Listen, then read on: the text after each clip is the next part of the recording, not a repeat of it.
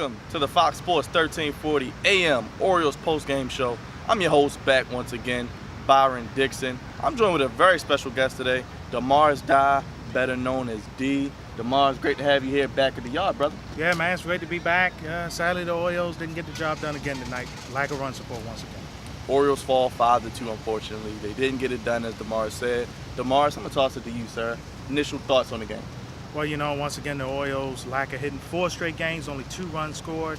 It's just not looking good offensively right now, and the pitching just came up short. Big Papi does what he does best against the Orioles or Camden Yards. Your boy, Big Papi. Talk a little bit about David Ortiz. He's owned the Orioles, especially at Camden Yards. Yes, another home run. Yes, he owns the Orioles here, and it's just not good to see. And the Red Sox right now, all the best team in the American League. They're rolling, and they look like they're going to win this division. 5 up with 11 games to go. It ain't looking good.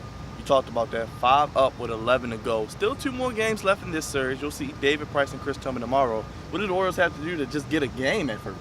Ubaldo pitches also in this series. Got to stay consistent. Got to get some run support, small ball. You got to get on base, do something. Because right now it's looking like the wild card for the Orioles and the road wild card today. That would be tough, but there was some happy points. Eduardo Rodriguez had a no-hitter going, but the rookie, first game in his MLB career, Trey Mancini, a home run. DeMars, talk a little bit about what Mancini did today. Mancini broke up a no-hitter. He hit that home run. We thought it was going to get the Orioles going, but sadly it came up short. But his mom was able to get the ball, and it was a good moment. I know we had the interview with him shortly. Take a look. Today would have been his 79th birthday. He passed away 4 years ago. So I just found that out the other day, actually, that today would have been his birthday. So that's a big reason why it was so special, and I think part of the reason why my mom was so pumped up out there too. Yeah. Did your teammates have to coax you to go out there to accept the applause? Yeah, I didn't really know the etiquette there, but yeah, a couple of them were just kind of smiling that I was even asking. So yeah, I went up right after that and yeah, did the curtain call. What were your thoughts rounding the bases? I don't really remember it, to be honest. I was just kind of in disbelief, and I mean, I ran the bases pretty hard there from what I was told. So yeah, it was just a surreal moment for sure.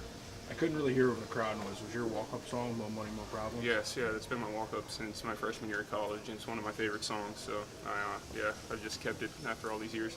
Can you talk about just how you stay ready from going to the minors to come up to the big leagues? Yeah, I mean, as you come up in the minor league system, you're told every level you go to, you've got to be ready when you get to the majors, because it'll just happen with a phone call and you go up and you're expected to perform. So, I mean, I felt a little nervous today, naturally, but once the game started, you got to find a way to let it go and just go out there and do what you've been doing your whole life. So that's what I try to do. Trey, for those of us who don't know your game, is that a typical Mancini home run? Yeah, I would say that I stay towards the middle of the field, right, and left center. When things are going well, at least, I'm just kind of driving the ball to either gap. I mean, that was a cannon shot. Oh, thanks. Yeah, I got it pretty good, I guess. Yeah. What's it mean to you that it broke up a no-hitter?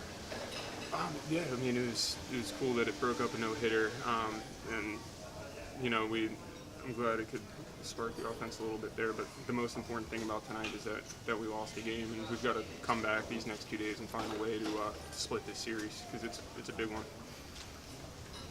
Thanks, Trey. Right. Very well said. Well, DeMars, Orioles lose today, but if people want to know more of you, find out more of your sports insight, where can they follow you at on social media? You can check me out on Instagram, DeMars D, DeMarusD, and on the Twitter, Die Sporting Net. Well, DeMars, one a little show we call the Flex Zone, Wednesdays at 7 p.m., 7 to 8 to be exact. Where can they find us at? Now on Facebook, you can find us, The Flex Zone, and on Twitter and Instagram, both, The Flex Zone 1. Well, follow me at BKD_TV. You can't forget about the brand, Fox Sports 1340 AM. Follow them on Twitter, Instagram, Snapchat, and subscribe to the YouTube channel, 1340 AM Fox Sports. We'll be back in here tomorrow. Brian H. Waters will be covering your Orioles action for you. For DeMars Dye, great to be with you as always. Always a pleasure, man. Always. I'm Byron Dixon, your host for Fox Sports 1340. Have a great night.